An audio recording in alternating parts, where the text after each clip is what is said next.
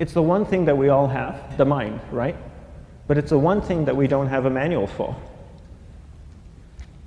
We buy a blender, we get a manual. Our iPhone comes with a manual. We get a car and it has a manual.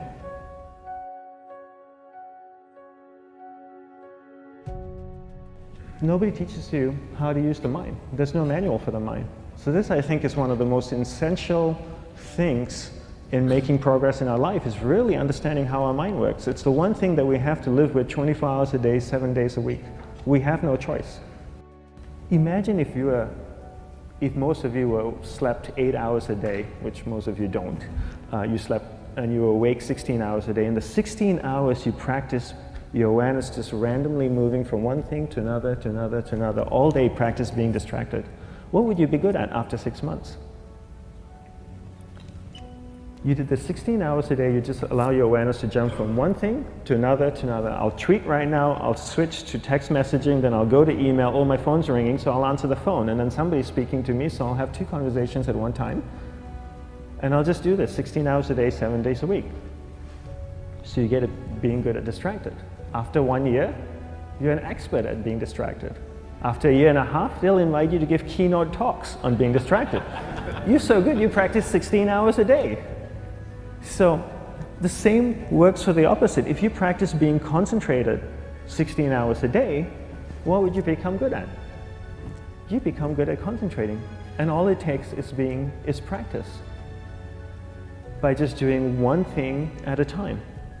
Keeping your awareness on one thing at a time. And you integrate this into everything that you do in your life. So the best way to do it is pick a few opportunities in your everyday life. For example, we all speak with people. When I speak with somebody, I give them my undivided attention. I keep my awareness on them, and the conversation is really brief. Why? Because we're concentrated. We're not being distracted. A 10-minute conversation normally just takes 3 minutes because you're just so focused. I define concentration as the ability to keep that awareness on one thing for a prolonged period of time. So if I can keep my awareness on Eric and not drift away and think about the wedding, or drift away and think about the vacation, or what I'm going to do later, then I'm concentrating on Eric. Every time it drifts away, I bring it back. And the more I practice this, the more I practice concentration. So concentration is the ability to keep your awareness on one thing for a prolonged period of time. And that's a very simple definition of concentration. How do you get better at concentration? You practice this. You practice this 24 hours a day, 7 days a week. And it's the only way to get good at it. And what's the best way to practice it? The best way to practice it is to integrate it into everything that you do in your life. Not to meditate 10 minutes in the morning. It doesn't work. You really need to look at your life the same way a sprinter in the Olympics looks at his life. You've all heard of Usain Bolt, the man that won the gold medal twice, 2 Olympics in a row, broke the world record. I don't know anything about him, to be honest. But if I was looked at him, he obviously sprints, he practices running, probably does a lot of long distance, he probably does a lot of stretching as well, I'm sure he gets massages. He looks like he eats the right kind of food. Drinks the right amount of water, takes vitamins. His whole day is so disciplined. For what? To prepare him for 9.57 seconds. I think that's what the world record is, right? For 100 meters, 9.5 or 9.57 seconds. His whole day is preparing him for that short time, not the other way around. A lot of people say, you know what, I need to be more concentrated. So you know what, I'm going to meditate in the morning, I'll sit down for 2 minutes. Okay, now I'm Zen master. And the remaining 23 hours and 58 minutes, they just go about being ordinary and crazy. How does that work? How would you change? It's not balanced at all. So if for 23 hours and 58 minutes you were not being concentrated, you allowed your awareness to jump from one thing in your mind to another thing, to another thing, to another thing, to another thing, in an uncontrolled way, what would you be good at?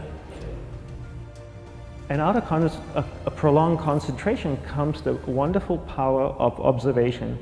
You just become more observant, and when you become more observant, you see solutions quicker and you solve things quicker.